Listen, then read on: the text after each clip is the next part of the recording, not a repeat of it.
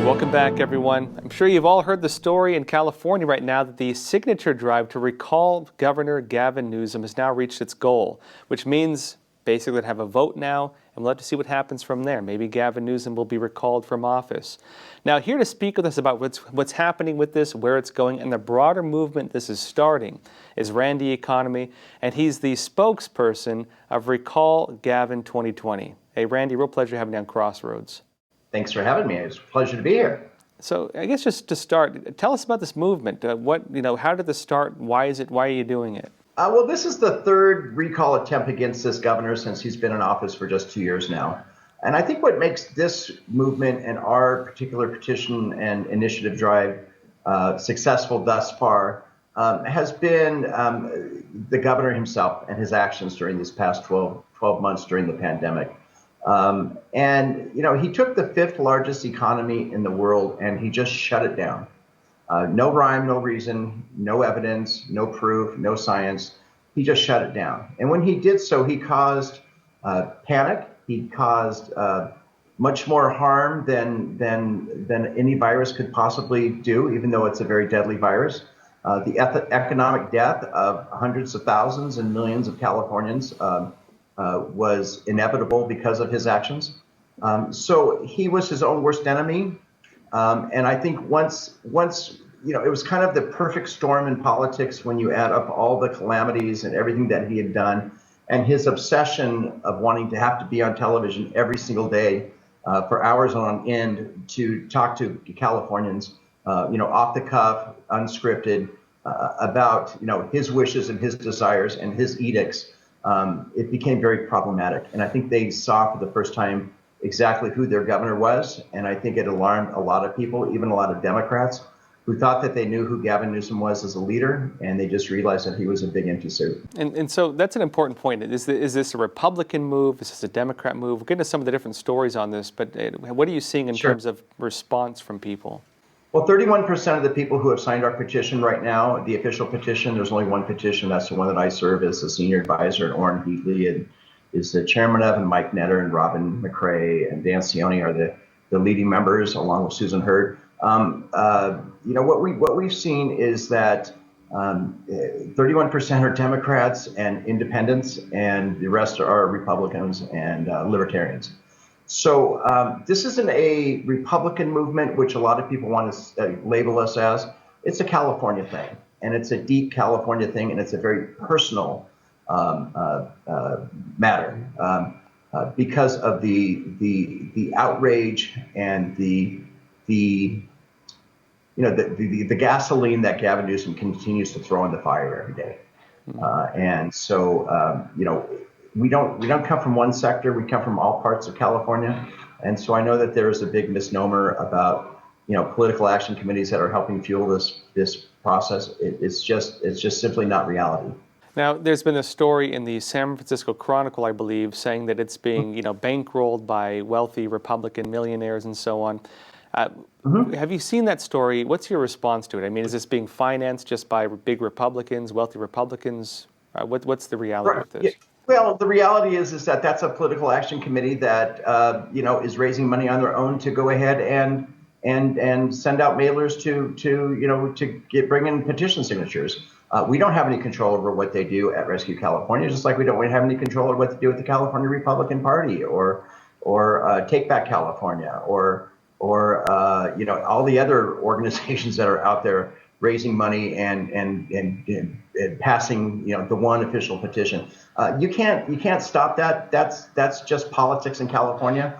But as the official spokesperson of the actual campaign, we got to keep focused on what we have control over. And what we have control over is being able to talk to great reporters like you and other journalists from throughout the world and up and down California, and to tell the story about who we are as people and how we're fueled by grassroots. And we have 2 paid employees on our entire operation, 250,000 volunteers. The 2 employees are our compliance officer and treasurer, and the second paid employee is me, because of my vast background in journalism and politics and communication. So I feel very blessed to be able to be in this role. And we take it very seriously. But again, there's only one official campaign. That's what we have. We've only raised $950,000. And in the grand scheme of things, that's peanuts in California politics. And it really is. And you can run for a state assembly seat or a state senate seat here in California. You can spend 10 or 12 or 15 or $20 million at the drop of a bucket in one election cycle between just a couple of candidates. So in the big scheme of things, politics in California is a multi-billion-dollar industry. It's a cottage industry. It keeps a lot of people employed, a lot of political consultants employed, a lot of fundraisers employed.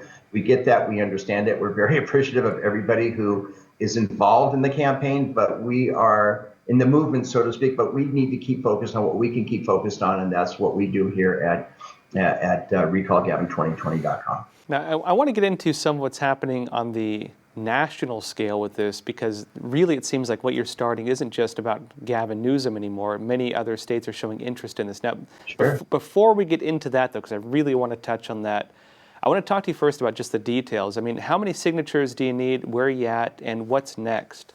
Well, we need 1,497,000 and change, as far as that's official signatures that are verified from all 58 different county registrar of voters. Where we're at in our mind, and where we're at is where we feel that we're at, is at 1,825,000 signatures. And we're going to be adding more and more between now and the very last day, which is March 17th. It takes a while for this process to be completed. Again, you're dealing with 58 different county bureaucracies and one Secretary of State who is basically the clearinghouse. And the Secretary of State here in California is a woman by the name of Shirley Weber. And Shirley Weber was just appointed to be the official election officer in California after Kamala Harris was elected vice president. And he picked, Governor Newsom picked Alex Padilla to take her place in the U.S. Senate. So, the person that we're having to deal with right now in the ultimate final judge and jury on this is Shirley Weber and Elena Koulounakis, who is the lieutenant governor, who is Gavin Newsom's best friend and closest political ally out of San Francisco. So we understand how the game is played. We know how the deck has been stacked against us. Our job is just to keep our nose to the grindstone, keep getting those signatures, and make sure that we just overwhelm the process, that we don't leave anything on the table, leave nothing on the field, and we get everyone we can to get those petitions signed and turned into us as soon as possible between now and the deadline day. And what happens after that? Let's say you get all the signatures in, they count them, the signatures line up. What happens afterwards? Then democracy goes into full play here in California, and I think the eyes of the world and the eyes of the nation are going to be focused on our recall effort here at Recall Gavin 2020 for the next 6 or 7 months until we actually have an election. It's going to be historic. It's going to be a lot of fun, and we're going to continue working as hard as we can to make sure that this governor is held accountable and he is removed in office in a legal manner. This is not a coup. This is not a takeover of government. We are participating in a legally, lawfully allowed democratic process, which is called a recall. And a lot of states don't allow recalls. And so when we say it's a California thing, it really truly is different compared to other states that don't have this thing where you can actually hold any elected official in California responsible in between elections. And I think that's a great tool to have, and hopefully if maybe we can get something out of this, that every state in the country will be able to use this tool from this day forward, and maybe some legislatures and maybe some national legislation can be passed at the federal level to allow this to happen. And on that note, I'm curious about this kind of movement. This seems like it started off as just something in California, a few individuals, yourself included, trying to just recall Gavin Newsom. And it seems like now this has become a national discussion. It's not just a California thing right now. I'm curious, what is some of the national interest you've found in this? And I'm curious as well if you heard from different people in different states looking to start the same kind of movement in their own state, because I know a lot of people are dealing with the lockdowns as well, and people are very unhappy with some of their leaders as well. Yes. Well, I personally have done close to 1,300 interviews during the past 4 months from journalists like yourself all over, up and down California and throughout the nation and the world for that matter. It's a very intriguing story. And I think once you can get a story like this out beyond local headlines, people who are going to start feeling energized, they're going to start feeling empowered. They're going to want to start, looking into seeing, can we do that here? Can I hold my governor accountable in Michigan? Can I hold my governor accountable in Texas or Florida or wherever? And I think we get several calls a day, especially Orrin Heatley and Mike Netter, who are two, and Robin McCrae. There are three main, people in our group, with Dan Cioni and others. I mean, we get intrigues and inquiries every day from people. But our job is to, not save the world. Our job is to go ahead and get this on the ballot, make sure that we can, run through the whole summer and hold this guy accountable in a fall election. Now, I think just as a kind of a side note on this, but something related, we see in New York now that Governor Cuomo is under a lot of fire right now, and it's even actually, interestingly, a lot of Democrats criticizing him and asking him to step down.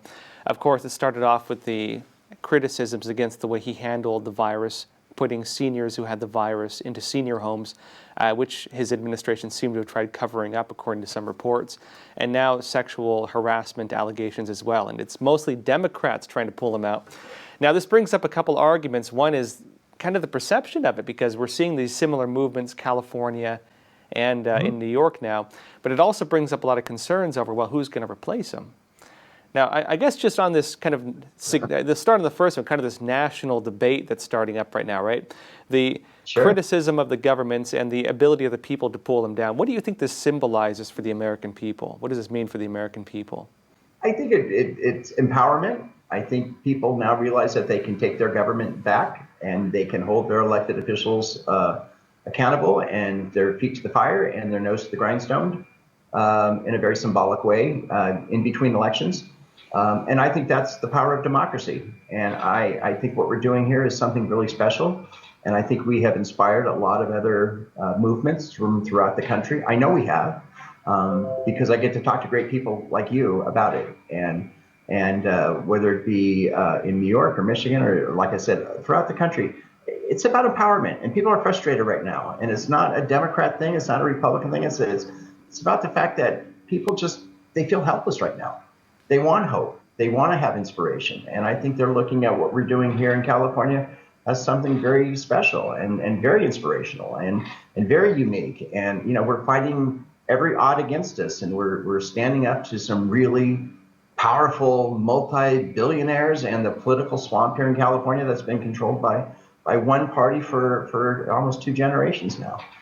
So it's not a Democrat or Republican thing. It's about people being empowered and knowing what they can do legally within their own confines to be able to work within the system and to hold the system accountable. This is an important point for California as well. Some of the discussions I've seen have noted that you still have a Democrat-controlled legislature and so on. Yeah, we and do. If it is just party politics behind Gavin Newsom, does it really matter who's the figurehead, so to speak, if they're just marching in lockstep anyways?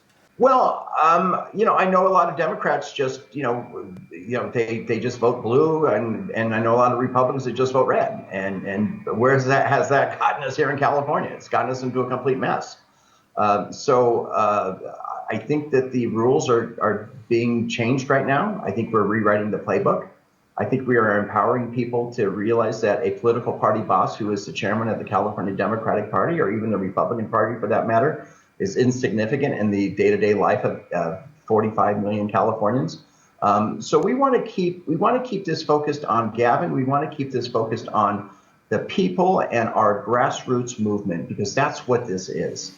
And everything else that's written about political action committees, while they're bringing in money and things like that for the greater good, it's outside of the realm of what we are responsible for doing and what we can control here at the official campaign. Now, another thing we see is that oftentimes politicians, when they're campaigning, they make a lot of promises. They say they're going to do a lot of things. Once they go into office, they don't always do what they said they were going to do.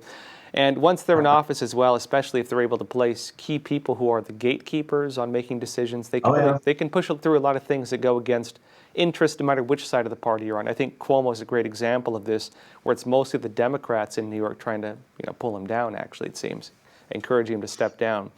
I'm curious what you think it says when, in terms of what this means going forward, of citizens being able to hold their leaders accountable to their own actions. I think it's going to be the political story for 2021 and 2022. I think people are angry, they're frustrated, and it's not about undoing election results. It's about accountability and inspiring those to really take government into their own hands. I remember back in 2003 and 4 when I was a Democrat, and I was a Democratic Party advisor, and one of my clients was the former governor of Vermont, Howard Dean, and he created a revolution inside the Democratic Party, and his whole thing was, I'm mad as hell at the Democratic Party, and I want to change it, and he changed it all right, and kind of got it back to the grassroots. But that was a generation ago for me, and it was a lifetime ago for so many of us. And since then, a lot of us have just said, we don't want to deal with a one party or a two party. We just want to deal with issues, and we just want to deal with the big picture. And I think that's what you're seeing here in this movement that we've created here in California. It goes beyond party lines, and it goes beyond something bigger than what we ever expected. But we're thrilled. We're thrilled at our progress. We're not there yet, and we'll get there. In mid-April or late April, when they come down and say, yes, you have been able to reach that goal, and we've got an election coming up. Well, and this is an important point too: is that after he is recalled, if that happens, there's going to be another election, and you're going to have Republicans and Democrats and independents as well running in that election. And people are going to be able to engage depending on whichever side they want to stand on in terms of electing the new governor of California. What have you seen in terms of interest in people running for governor? What's the discussion in California? I mean, are they already starting to campaign for it? Are they waiting on it? Where are things at? Early bird gets the worm. I think, a 2022 election, I'm not even really sure when they've actually scheduled the primary in California for 2022. I don't know if it's going to be a March or a June primary. Because it's an off-election year as far as an off-presidential election. But, the smart people are lining up their support now. If you really want to become the governor of California, it's a full-time job, and it takes years. I mean, you just can't start a campaign at the last minute and expect just because you're going to put your name on the ballot, you're going to go ahead and get all the support. And it's organizing. It's organizing. And I know a lot of people are already doing that on both sides of the aisle.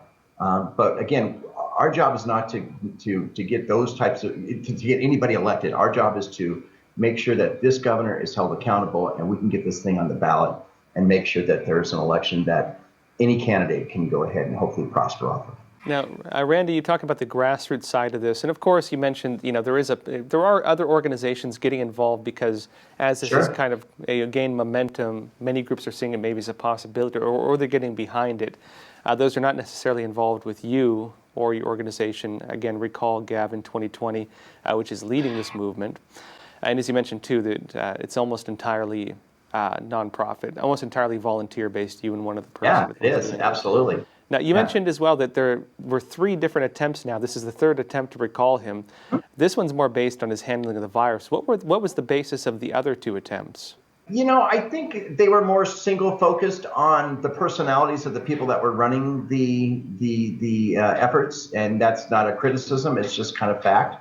When you have people with political ambitions to do recalls, they kind of go off I guess you can say they go off the campaign highway, so to speak, and the campaign becomes about them and their ability to go ahead and be the focal point as opposed to the main focal point, which is the governor, and recalling him and removing him from office. So that's why we have kept away from any type of persons within our organization and our movement who have political aspirations to become governor or any other things. We're just good, solid California, grassroots individuals who really are doing the heavy lifting and hopefully making miracles happen by getting this thing on the ballot. And I'm curious, what are some of the different conversations you're hearing? What are some of the different, say, what's some of the different feedback you're hearing from people across party lines, Democrats, Independents, Republicans, Libertarians? What are they telling you? Is it the same concerns? Do they have different concerns based on party affiliation? Or is there just kind of, is it all over the place? What are you hearing from people on the ground? People will come up to our signing booths and says, listen, I'm a lifelong Democrat.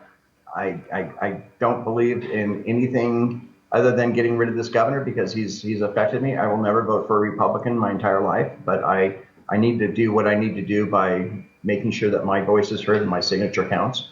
And I think that's kind of a pattern that we're seeing with people who are signing this. Because let's face it, we don't really have a Republican Party here in California. I mean, we have I think it's at a third party status now. I think there's more registered decline to state than there are Republicans right now, but I'm not really sure about that. So, trying to make this a Republican movement is kind of farcical. It's kind of silly, and it's just not factual based. But again, it's a good talking point by Governor Newsom, and it's a good talking point by Jim DeBoo and Dee Dee Myers, who are his two, who's the chief of staff and the senior advisor to the governor, who have no experience in government other than they're just political advisors, but now they are the guys behind the Newsom administration every day. So he's turned his office into a campaign mode 24/7 because he's fighting for his political survival. And this isn't about him being governor. He wants to become president of the United States. And if he gets derailed right now, those dreams are over with. I mean, there's no way in heck he'll ever be able to go ahead and survive a national election because he can't take care of his business at home. You made an important point that, of course, one thing that people should be aware of is there's always going to be a lot of political messaging. And anytime anyone's under attack, they're going to look for any way they can fight back on it. So they're trying to, of course, frame this as Republican issue. As you mentioned, it's actually pretty bipartisan, decently bipartisan. It is very bipartisan, yeah, and that's the reality. And you also mentioned as well that, really the Republican Party is not the leading party. It's like almost third party in California. And so, the chances of getting a Republican leader in there is not that high. And so this is probably not the motivation for most people. Is this accurate? I think that's very accurate. And I think, I think you hit upon a point there, and I agree with your statement 100%. Now, I guess just last question here. If you were to tell people anything about this movement, and on that note too, if you feel there's something that's missing in the public discussion about this movement, what would you tell them? I would tell them that politics as usual as we know it here in California are over. The way people are campaigning is over. The days of having multimillionaires and billionaires influence campaign elections by large donations and third-party independent PACs is over. And I think that is a true testament to what we're doing here at this recall. It's bigger than us. It's about, it started off to being about the governor, but I think it's now much more large than that. And I think that's a real positive, and it's a refreshing, powerful movement that is, you can't drive in your own community without seeing somebody with a Recall Gavin Newsom booth up where people are collecting signatures. I mean, it's remarkable. It's so inspirational, and we're so blessed by the hundreds of thousands of people who have just taken this campaign into their own lives, into their own hands, into their own homes, and we've given them every tool they need to be successful, and I think that's what you're saying right now. It's not about money in politics. And just one more question on that. You said you can't really drive without seeing people with booths taking signatures or with signs out saying "Recall Gavin Newsom." How do you feel this has affected California in terms of a culture, in terms of how they're viewing this? What is the movement in California, and what is the kind of general feel among Californians you're seeing? I think people are frustrated. I think people are sad that we have been locked down for the last year. We've had a lot of our constitutional rights stripped away from us through executive actions by this governor. And so there's a lot of sorrow, there's a lot of sadness, and there's a lot of anger. And I think we're giving people hope, and we're giving people inspiration to really take things into their own hands, and being able to pass that clipboard and sign that petition and get it into us before now and St. Patrick's Day. And I think that's a valuable lesson. Hey, Randy Economy, thanks for being on Crossroads. Thank you so much for having me.